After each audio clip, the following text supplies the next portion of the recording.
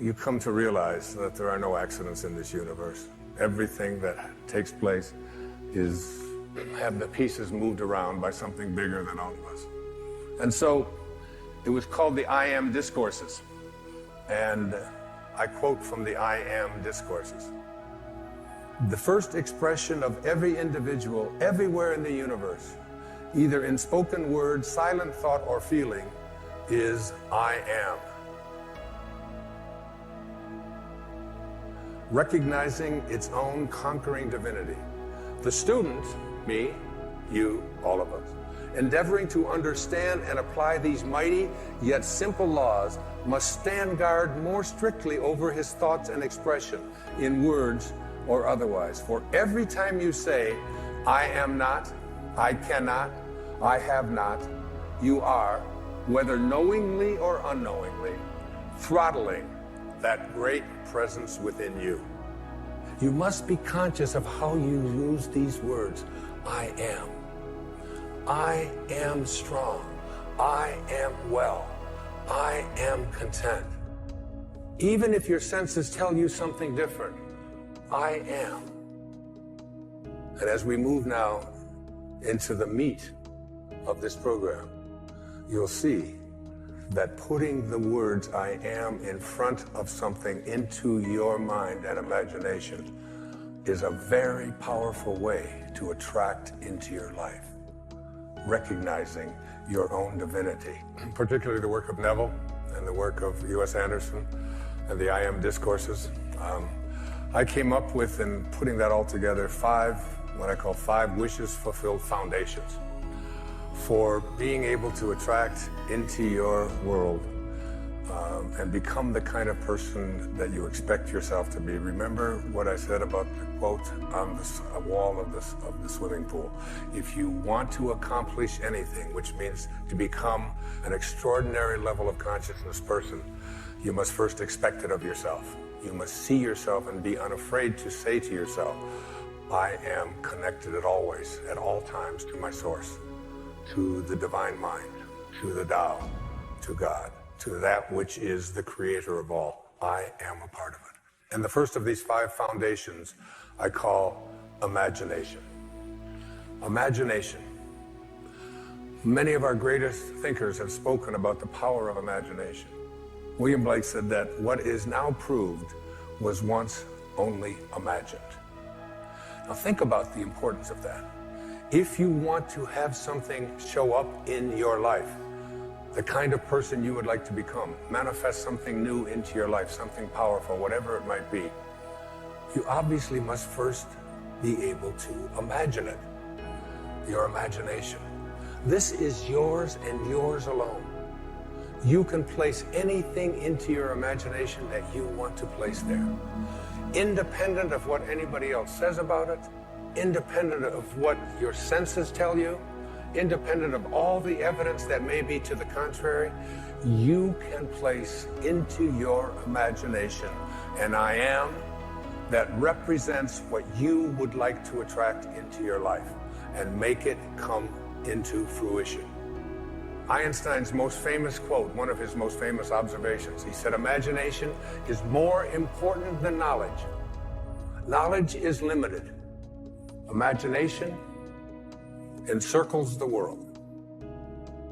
Placing these I ams into your imagination, I had some of you I'm sure know about it because it's been all over the papers and so on, a diagnosis of leukemia a couple of years ago.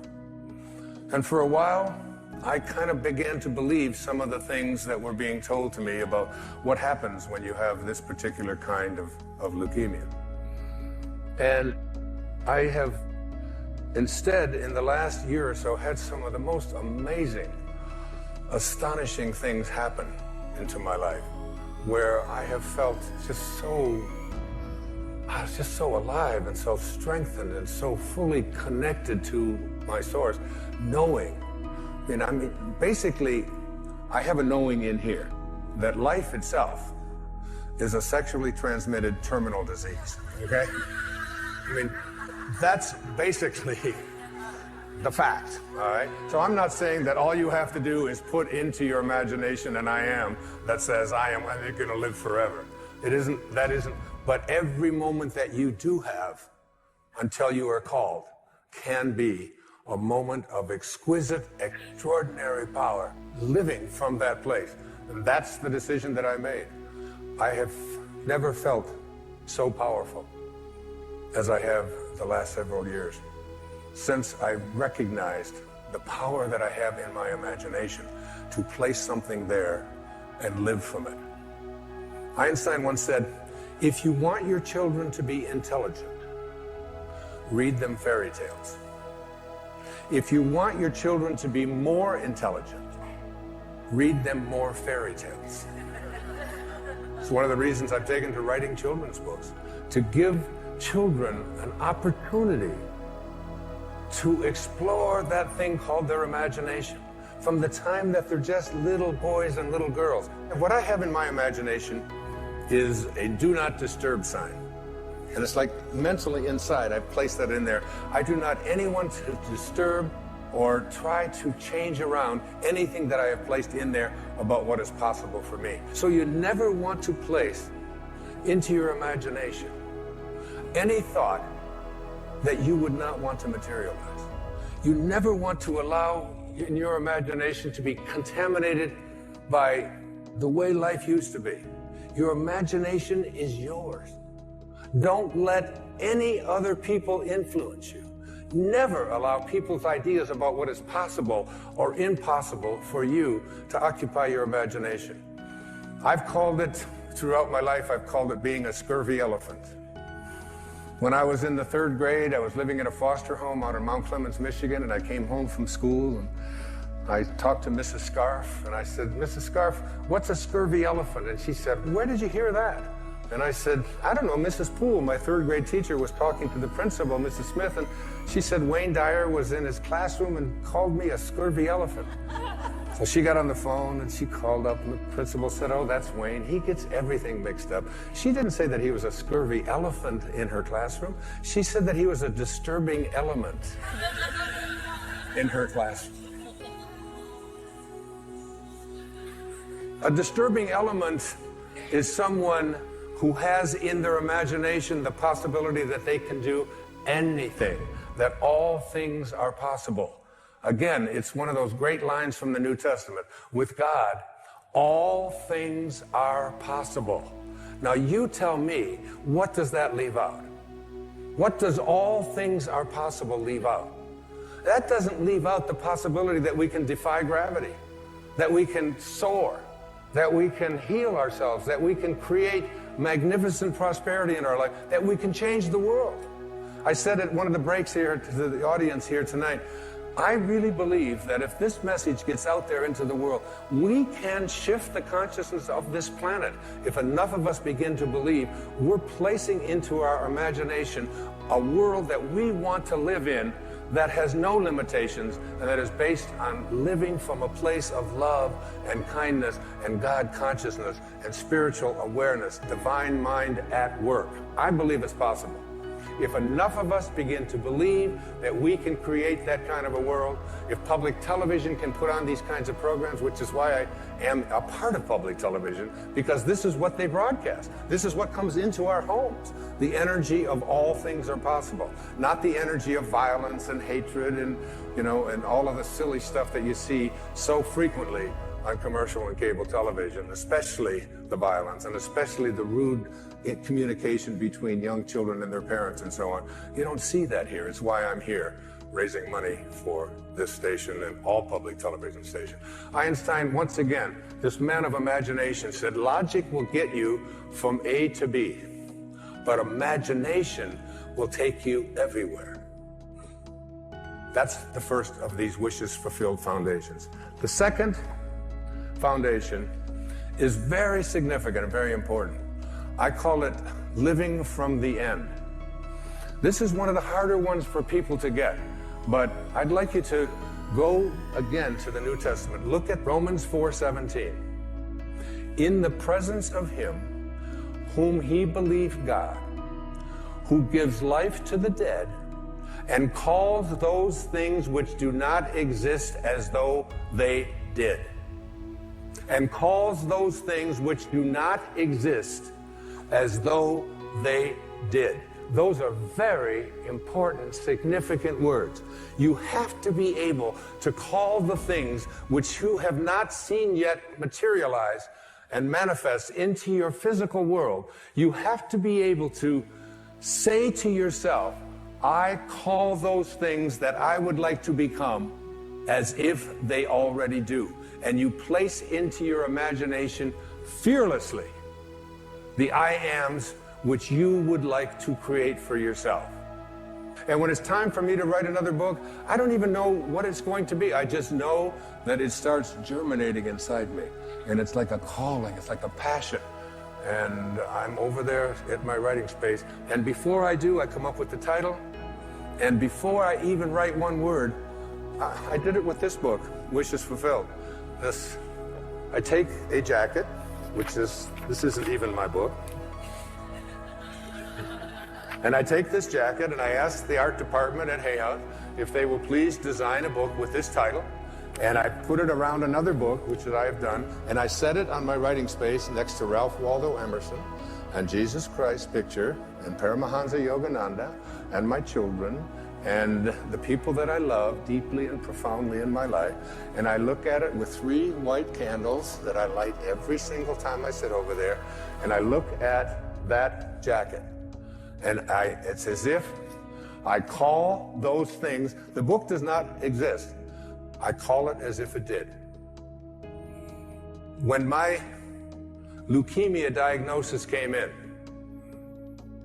the information that was sent to me continuously was, it's incurable. This is something that you can't change. And I would say to my children who would send me this, I would say, I'd really appreciate it if you didn't send me that kind of stuff. And they'd say, what do you mean? Why, Dad? Why wouldn't you want us to send that? It says that right in there. I said, what part of I am well is it that you don't understand? Because I have placed that into my imagination. I have a wonderful quote by the man I've cited before. His name is Neville, and it goes like this. He says, disregard appearances, conditions. In fact, disregard all evidence of your senses, that is what your eyes and ears tell you, that deny the fulfillment of your desire, whatever it is you want to attract into your life. Disregard appearances, conditions, in fact, all evidence of your senses that deny the fulfillment of your desire. Rest in the assumption that you already are what you want to be.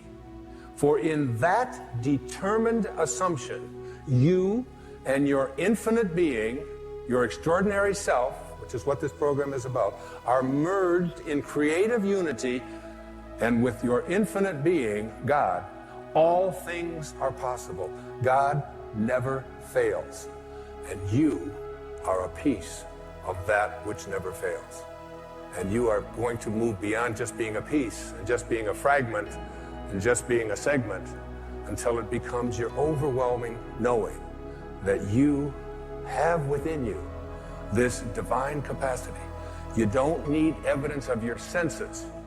I wrote a book a few years back. The title of it, I had to get my publisher because they didn't understand it. They called back, they said, I think you got this wrong. I said, no, it's called You'll See It When You Believe It. Not the other way around. People will say, well, I'll believe it when I see it. It doesn't work that way. You'll see it when inside you have a knowing. And Neville also said, therefore, to incarnate a new and a greater value of yourself, you must assume that you already are what you want to be, and then live by faith in this assumption.